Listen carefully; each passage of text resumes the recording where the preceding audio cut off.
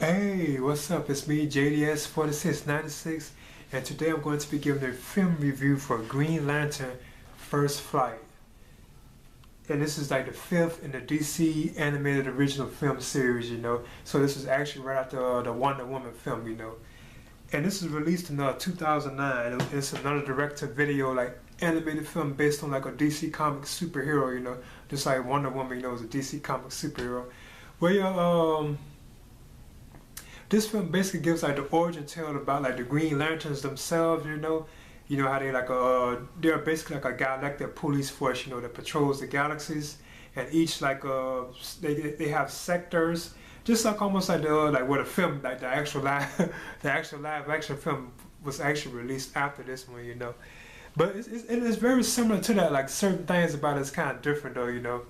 But you have like the Green Lantern Corps.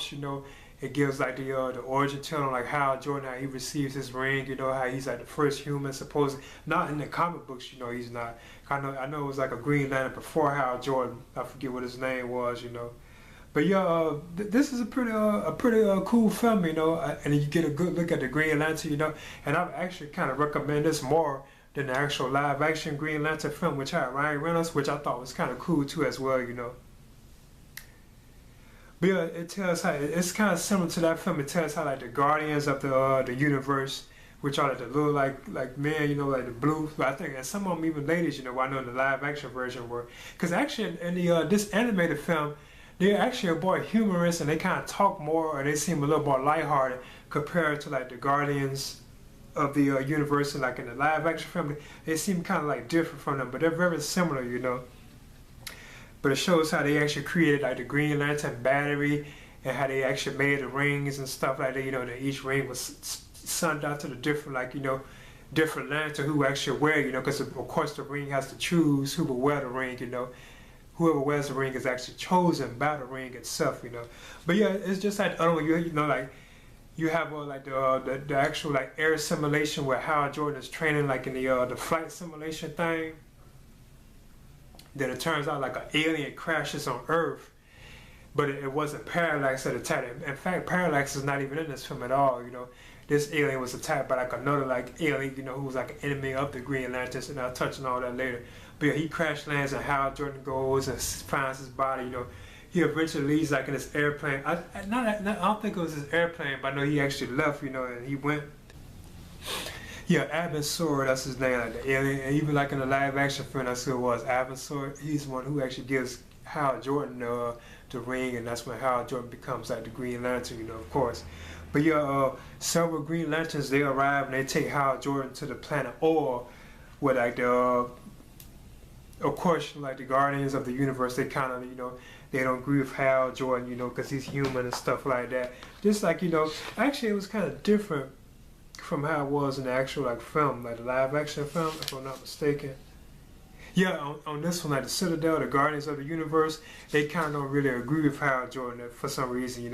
And even like their leader of like the Green Lantern Corps, like the one that actually leads them, Sinestro, he actually is kind of different too in this version of it. He's actually he actually want to help Hal. He's actually with him. He agrees with Hal. He wants to train him and help him. Cause at the moments where he's training Hal, I thought that was kind of cool. He's showing him how to use like his ring.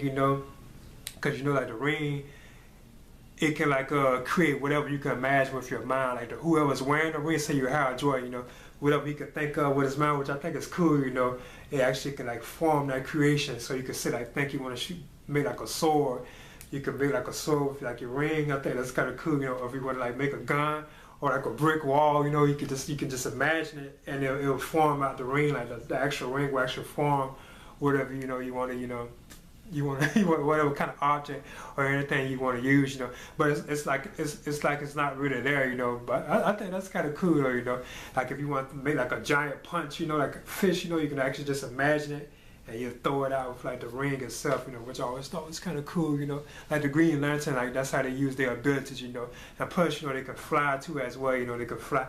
They don't never really go into detail about that much, even like in a live action version of why they can fly and stuff, but the effects of him, like using the ring, like the lantern and stuff. I thought that was kind of cool,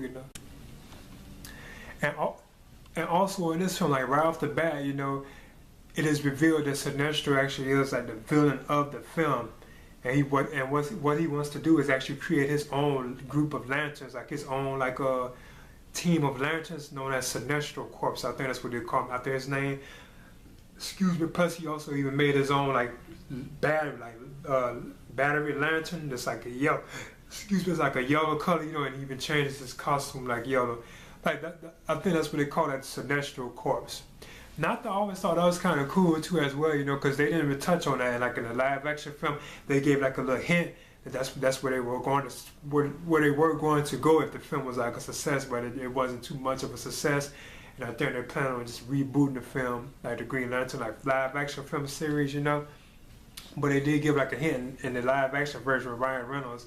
Sinestro actually found like the yellow lantern and made himself like, you know, turn to like made his suit even yellow, you know, where he was actually going to create the Sinestro Corps. So he's actually like the villain of the film, you know, and it's violence, you know, like it's like a lot of like deaths and stuff. Because at one point, like when Sinestro becomes like the villain or whatever, you know, when he turns bad, basically, he comes and attacks the planet Orb by himself. And all like the Green Lanterns, even like the Guardians of the Universe, they actually have to fight him and stuff. But he still is like too powerful for them, you know. And I thought that was kind of cool, you know.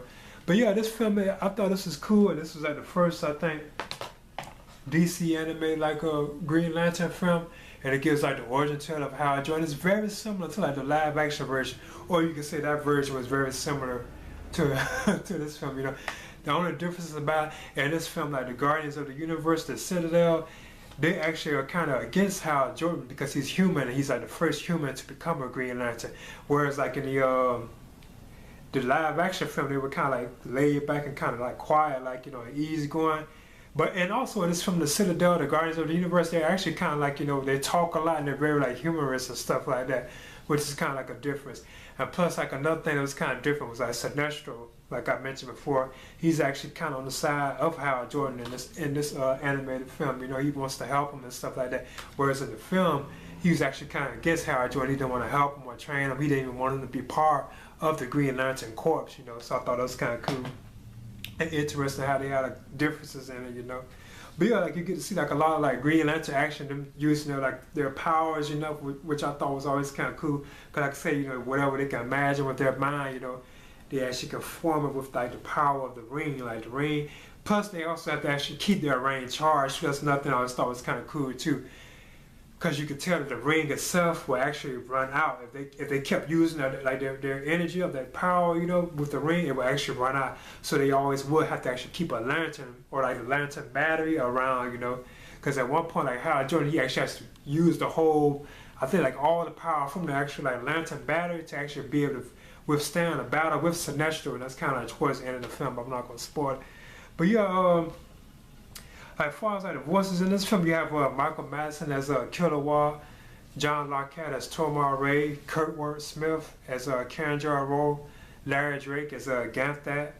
Them like the people I'm very familiar with, you know, as far as like the names go, you know. And you also had Christopher Maloney as Hal Jordan, the Green Lantern, and Victor Garber as Sinestro. But yeah, I thought this was a cool film, you know. And it's nice getting a good look at the Green Lantern, like I mentioned before. And I like his power. I always thought it was kind of like cool and interesting, you know. Plus, I'm a big like science fiction fan anyway, and that's another reason why I believe I really could get into this as well, you know. So yeah, this is JDS 4696, and this is my review for Green Lantern First Flight. And this is the fifth film in the DC animated universe original films. All right.